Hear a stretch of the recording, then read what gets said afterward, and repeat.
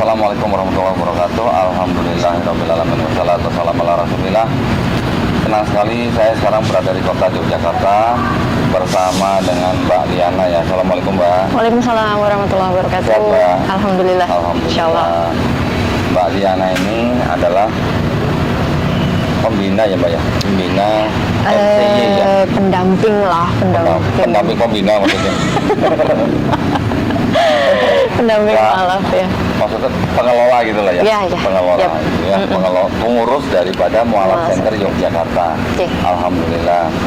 MCY ini adalah salah satu Mualaf Center yang mungkin paling lama ya Mbak ya?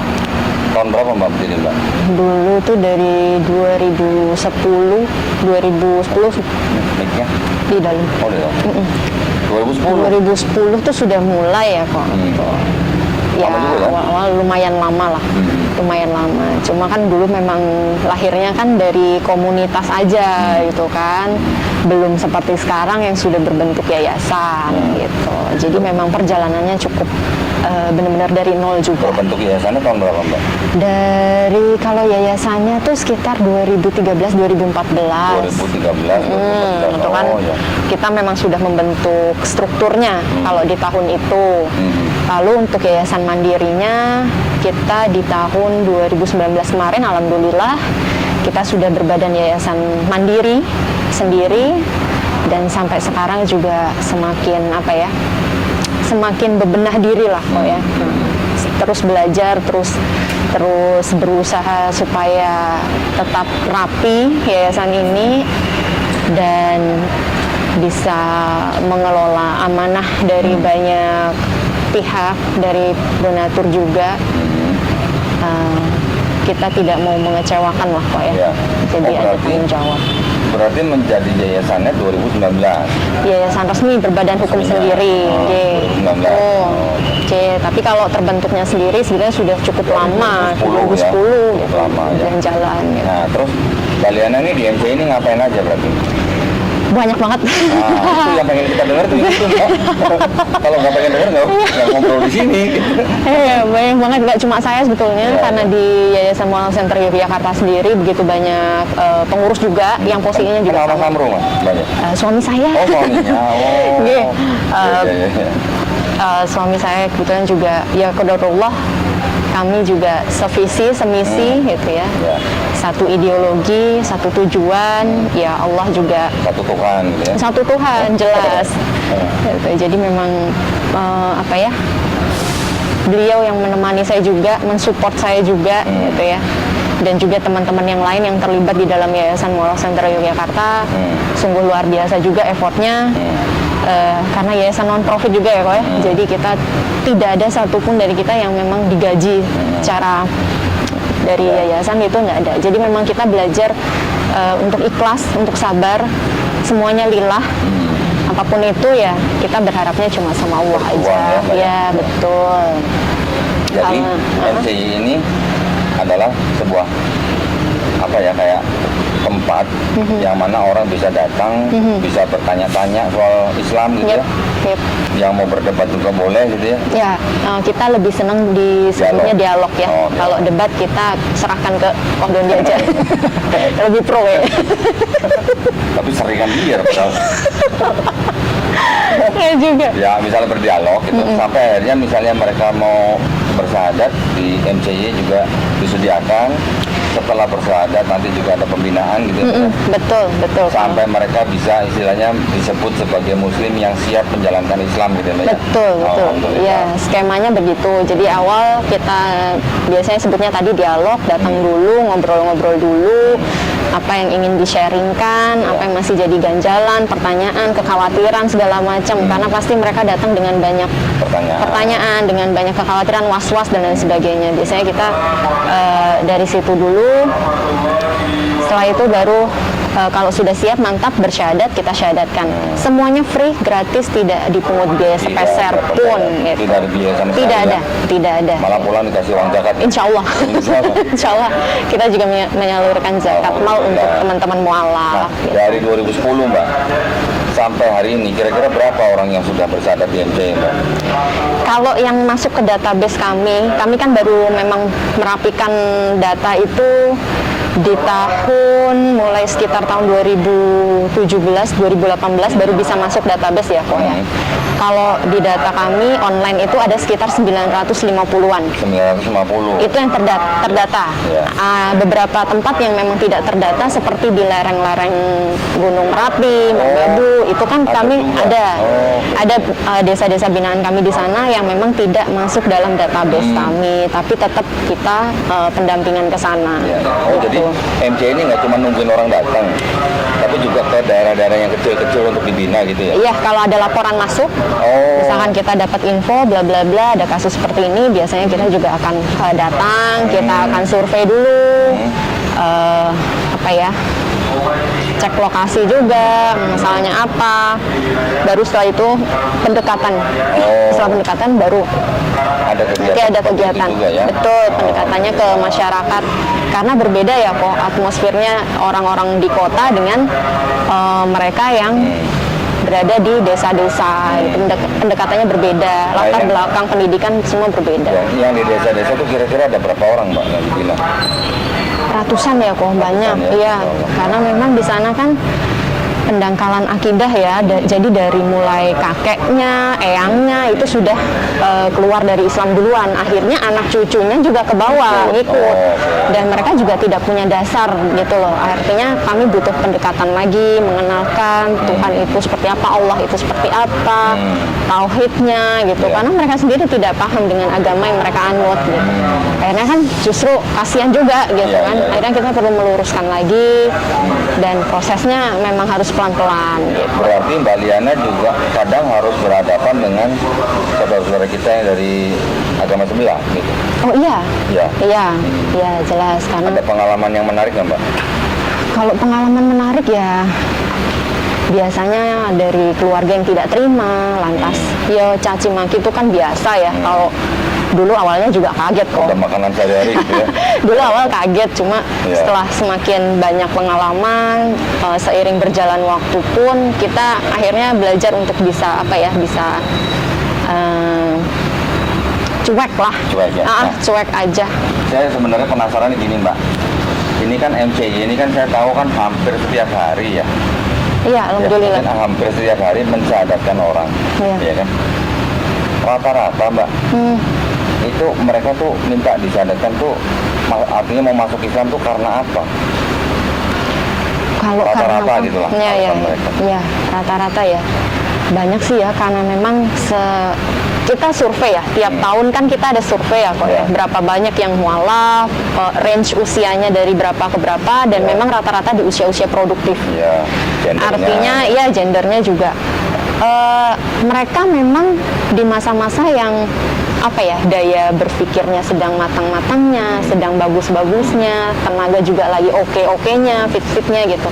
Jadi justru mereka memang datang tuh rata-rata karena kepo, keingintahuan juga, berdasarkan apa ya, banyak info maklumat yang masuk dari orang sekeliling, lingkungan, teman, mungkin tempat kerja, rekan-rekan kuliah dan lain sebagainya. Jadi ada ketertarikan mereka secara pribadi terhadap Islam itu sendiri. Gitu. Artinya saya dari situ saya bisa tarik kesimpulan bahwa memang orang yang tertarik Islam pertamanya justru karena ngelihat orang Islam itu sendiri gitu loh kok. Kan mereka juga nggak ngerti isi Al-Quran apa gitu ya. Artinya mereka melihat Islamnya, mungkin melihat isi Al-Qurannya itu justru yang tercermin dari orang Islam itu sendiri. Jadi mudah-mudahan sih ya saudara-saudara Muslim di luar sana gitu bisa apa ya, memberikan contoh lewat adab, perilaku, bagaimana cara bermuamalah sesuai dengan Islam, itu tuh sebenarnya magnet tersendiri gitu loh untuk teman-teman yang di luar Islam gitu, bisa menarik mereka untuk tahu, oh kok orang Islam begini ya. Karena itu. Kalau di Jogja sendiri nih, Mbak, di Jogja sendiri ini secara populasi ini kira-kira Islam dan Kristen itu berapa banding berapa? Wah, kalau itu saya nggak terlalu paham apa ya, maksudnya secara persentasenya saya juga tidak berani mengatakan dengan pasti gitu ya. Oh, tapi memang di daerah-daerah tertentu masih banyak yang di luar Islam yang mayoritas. Daerah tertentu ya. Seperti mungkin di beberapa tempat kayak di pegunungan di daerah Kulon Progo, perbukitan ya, itu kan memang kita tahu daerah-daerah yang cukup rawan pendangkalan akidahnya gitu ya. Terus di pesisir pantai itu juga masih kita butuh butuh benteng lah. Gunung Kidul? Ya, Gunung Kidul juga gitu ya. Terus di lereng Merapi, Merbabu itu juga kan kita intens ya dengan berbagai pihak juga di sana yang sudah terjun di sana juga. Gitu. Rata-rata Mbak yang minta disadatkan itu range umurnya dari umur berapa sampai berapa? Kemarin masih usia-usia produktif? Masih usia-usia produktif, mulai dari anak-anak kuliahan biasanya gitu ya, semester pertengahan gitu. Bahkan ada yang awal semester tuh juga ada. Itu umur 20-an ya? 20 ya sekitar segitu sampai nanti 40, 45 itu kan masih yang usia oke ya. Dalam Islam kan itu masih usia produktif. Kalau yang termuda kemarin ada di usia 10 tahun. 10 tahun? Iya. Masya Allah. Itu tertarik, saya juga sangat tertarik dengan kisahnya ya. Kemarin itu diantar sama ibundanya. Nah, ini juga salah satu fenomena ya, anak-anak yang orang tuanya menikah berbeda agama. Ini yang kadang juga anaknya jadi bingung gitu kan. Ini kemarin 10 tahun tapi memang dia memilih sendiri. Saya sempat wawancara dan ada tayangannya di YouTube. Oh ya. Tadi kan kira-kira usia 20 sampai 40 gitu ya. Ya, yang banyak kurang lebih 40, Terus 45. Kebanyakan yang bersyahadat di MCA itu adalah orang-orang Jogja asli atau pendatang? Pendatang juga banyak. Oh, banyak pendatang. Banyak pendatang juga. Ya tadi karena anak-anak kuliah keluar dari kotanya ya, biasanya kan merantau terus ke sini, kuliah di sini. Yaitu mereka tertarik akhirnya memutuskan untuk syahadat. Bahkan dari luar negeri pun cukup banyak. Ada dari Korea, dari Belanda juga ada. Kemarin yang dari Belanda tuh satu keluarga. Masya Allah. Karena di sana ternyata susah untuk legalitas masuk Islam gitu. Akhirnya kebetulan waktu itu sedang pulang ke Indonesia karena ibunya mereka tuh asli orang Indo, dapat orang Belanda, suaminya punya anak 2. Nah, untuk mengurus legalitas di sana ternyata cukup sulit. Akhirnya kesini dan searching nemu Mualaf Center Yogyakarta. Waktu itu kemarin sudah ketemu dan ternyata mereka juga sudah bisa sholat, sudah bisa dan lain sebagainya. Kita memfasilitasi untuk pembuatan sertifikatnya itu. Gitu. Alhamdulillah ya, Masya Allah ya. Pahalanya Mbak Liana ini udah nggak hitung gitu. Nggak cuma saya, kayaknya tim banyak di belakang gitu ya. Gitu ya. Kayak banyak tim yang membantu. Pengalaman Mbak Liana selama berinteraksi gitu ada nggak Mbak yang paling menyentuh hati Mbak Liana gitu? Yang bikin terenyuh gitu? Saya tuh pertama kali dengan MC itu saya punya temen mualaf. Dia itu dari Katolik, keluarganya menentang, tapi dia tetap bertahan di rumah sampai dipukul, dikunci di dalam kamar, HP diambil, motor diambil, semuanya diambil. Dan kita sempat mau kasih dia HP baru, motor gitu, dia nolak. Dia bilang ini bagian dari perjuangan dia memeluk Islam. Ini yang harus dia lalui, gitu kan. Jadi dia pengen benar-benar survive, benar-benar struggle sendiri. Gitu. Jadi itu dan berhadapan langsung dengan keluarganya. Dia nggak mau dianggap sebagai anak yang kurang ajar setelah masuk Islam. Jadi dia tetap bertahan di rumah, berjuang sampai orang tuanya menerima dia, keluarga besar menerima dia. Itu dia berjuang sendiri sampai dikeluarkan dari pekerjaan, dari kantornya pun karena laporan dari keluarganya bahwa dia masuk Islam gitu. Bosnya non gitu kan. Itu. Dan sampai detik ini dia membuktikan bahwa dia bisa gitu. Sekarang dia punya usaha yang karyawannya sudah banyak, penghasilannya juga luar biasa, besar, bahkan beberapa teman mualaf juga dia pekerjakan. Gitu. Jadi itu salah satu teman yang buat saya berkesan sampai detik ini gitu. Dan jadi kalau istilahnya kita bisa bertahan ya di ujian yang sedang kita jalani, dan kita istiqomah, ya Mbak ya. Allah kasih buka jalan ya Mbak ya. Pasti, insya Allah. Sudah beberapa kali saya ketemu dengan teman-teman mualaf yang luar biasa, kisahnya, ceritanya, pengalamannya, perjuangannya. Jadi saya tambah yakin bahwa Allah tuh nggak pernah meninggalkan kita sedetik Iya. pun. Jadi gini Mbak, misalnya ada orang yang masuk Islam, terus sampai akhirnya dia dibuang keluarga, di MCI bisa ditampung. Insya Allah, insya Allah kita selalu berupaya bagaimana caranya mualaf-mualaf ini safe Ya. dan berusaha mencarikan jalan keluar semampu kita, gitu ya. Tetap, dan kita juga nggak sendiri, banyak teman-teman, banyak sahabat dari Mualaf Center Yogyakarta yang mendukung, yang support juga, gitu. Ya, ya. Artinya kita tidak selalu lantas memberikan, tidak selalu menyuapi ya, kok ya. Ya. Tapi kita berusaha mendidik teman-teman mualaf ini untuk bisa mandiri, Sampai mandiri. sampai ya. mandiri. Masya Allah. Gitu. Keren banget ya. Sampai ya. Insya Allah. Kita sendiri, saya juga dari Yayasan Pembina Mualafat Tauhid, sering ya kita berkolaborasi ya. Betul, betul. Apa saja yang bisa kita kerjakan bersama, kita kerjakan Insya Allah, bersama. insya Allah. Ngomong-ngomong, Mbak Liana juga dulu pernah jadi mualaf ya? Ketawa. Saya tuh Kita juga mantan mualaf ini. saya itu masuk Islam 2013. Oh, lebih dulu setahun daripada saya, Mbak. Ya, 2013. Jadi udah jalan 10 tahun ya, Mbak ya? Ya, jadi sudah nggak pantas lagi disebut mualaf. Ya kan, makanya tadi saya bilang Ya, mantan mualaf, betul. Pernah jadi mualaf berarti Ya, kan juga. sama kita ya, kok ya. Masya Allah. Ya. Tapi yang disadarkan sama Mbak Liana udah nggak tahu berapa orang ya. Masya Allah. Mbak, nah ini cerita sekilas nih. Kan kita sama-sama mantan mualaf nih. Dulu gimana ninggalin yang lama? Login-nya. Sebab musababnya gitu. Sebab musababnya. Sebetulnya kalau saya tuh dari SMP ya dulu kok pengen tertarik ngelihat teman-teman gitu loh. Karena saya waktu itu sekolah di sekolah umum. Oh, Teman-teman saya banyak yang muslim, banyak yang Islam. Jadi kalau pas jam istirahat sore itu sebagian besar tuh hilang. hilangnya Ternyata ke masjid, samping sekolah saya masjid gitu. Saya juga pada hilang, di kantin sepi gitu. Jadi saya suka boleh nggak ikut gitu, boleh. Tapi nggak boleh masuk ke ruang sholat ya. Oke, nggak apa-apa. Saya cuma pengen tahu aja ngapain sih kalau di masjid gitu. Ya itu aja sih. Saya tunggu di Serambi, lihat mereka masuk. Kasihan ya, nggak boleh masuk ya. Nggak boleh, cuma lihat di pinggiran doang, deket Jadi sendal-sendal ya. penonton. Jadi penonton. Deket Nggak disuruh sendal-sendal. jagain sendal? Enggak. Enggak disuruh ngerapiin juga, enggak. Oh, nggak disuruh rapi. Cuma lihat aja mereka mulai dari ya lepas sendal, lepas sepatu, masuk ke ruang wudhu, keluar dari situ tuh udah basah gitu kan, basah semua. Saya sampai mikir gitu ya, ini tuh orang tiap mau sholat begini, iya. Basuh semuanya sampai kepala, iya.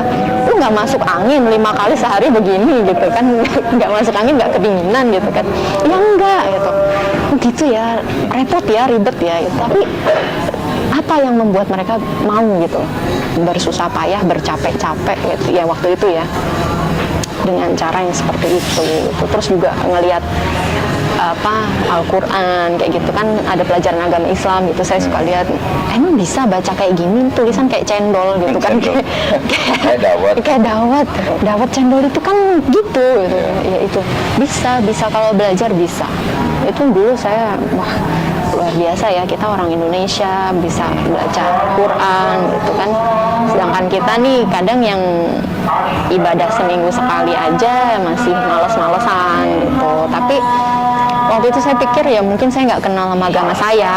Akhirnya saya berusaha lagi untuk buka-buka Alkitab, belajar lagi. Saya SMA, yayasan Kristen, ikut Kristen juga, terus ikut aktif di gereja, muda-mudi dan lain sebagainya, ikut retret gitu. Saya pikir dengan begitu saya bisa lebih paham dengan agama saya. Ternyata justru dari mulai rajin baca Alkitab dari Kejadian sampai Wahyu kok kayaknya agak oleng juga gitu. Agak oleng juga saya. Dulu dari Katolik. Katolik. Ya campur-campur lah. Campur ya. Sekolahnya Kristen Oh. gitu. Oh, gerejanya Katolik, sekolahnya Kristen. Iya, iya. Gitu ya. Iya. Jadi ya, Tapi sudah. alhamdulillah ya Mbak ya. apa yang sudah kita lewati dan apa yang sudah kita dapat sekarang, sebuah iman Islam itu udah sesuatu yang paling harus kita syukuri. Oh iya, betul. Saya kok merasa juga waktu saya mendapatkan iman itu kok saya seperti orang yang dipilih. Betul, betul, Ya. Pak. Betul sekali. Saya juga merasa begitu. Apalagi kalau kita tahu bahwa setiap bayi yang lahir itu sebenarnya fitrahnya Muslim. Fitrahnya Muslim. Terus kemudian dia menjadi Kristen, Katolik, Yahudi, Majusi atau apapun itu karena orang tuanya. Betul, betul. Terus setelah kita bisa kembali ke Islam, Masya Allah itu rasanya Luar biasa, Nggak bisa betul dibayangkan, sekali. Mbak, ya? Betul. Karena ya Allah. nggak semua orang ya. Nggak semua Karena orang. menurut saya juga hidayah itu bukan karena kita pinter, bukan karena kita yang hebat, bukan Iya. karena kita yang mampu gitu, tapi memang Allah yang ridho gitu. Iya, jadi Ada gitu. hidayah itu kayak apa ya? Buat saya nih Mbak ya, buat saya itu adalah penghargaan yang paling tinggi dari Allah Subhanahu wa Ta'ala buat kita. Betul. Dan Allah sudah punya rencana buat kita. Iya. Kita buat apa, nanti kita buat apa, kita buat apa. Ada yang dikasih ujian yang mungkin buat dia istilahnya enteng atau yang merasa ujian ini berat gitu ya. Tapi kita ini yang istilahnya sudah menjadi saudara di dalam iman, kita saling bantu gitu ya. Karena dengan orang masuk dalam Islam itu tidak semuanya mulus-mulus saja. Betul, iya. Mbak Liana lebih tahu dari saya karena Mbak Liana hampir tiap hari gitu ya. Kalau saya kan belum tentu seminggu sekali. Gitu. Ya Masya Allah nih Tapi Masya Jogja Allah ya, Mbak luar Liana biasa. sangat luar biasa pahalanya nih. Iri Masya saya Allah. berarti nih. Saya juga iri nih, Kodondi banyak juga nih kayaknya nih yang login lewat Kodondi nih. Yang login itu kan sebenarnya kan karena semuanya kan karena Allah ya. Mbak, ya. Wasilah ya. Ya kan, bukan karena kita ya. Bukan. Semuanya karena memang udah ya haknya Allah, milik Allah, Allah yang memilih, Allah yang menentukan kan gitu ya. Jadi Masya Allah kita mudah-mudahan yang pengurus-pengurus Mualaf Center ini diberikan kekuatan Amin, ya. amin, mudah-mudahan insya Allah. Semoga juga istiqomah. Amin. Husnul khotimah. Amin, Ya. amin. Amin ya. Jadi terima kasih banyak ya buat yang sudah menyimak obrolan kami. Walaupun ini obrolan sepintas lalu gitu ya. Sepintas ya. Tapi mudah-mudahan bermanfaat buat para pemirsa. Amin. Ya, baik kalau begitu terima kasih banyak Mbak Diana ya. Yes, Salam buat Mas Amro ya Mbak. Yes, salam. Insya Allah. Terima kasih banyak perhatiannya buat para pemirsa. Wabillahi taufiq wal hidayah. Wassalamualaikum warahmatullahi wabarakatuh.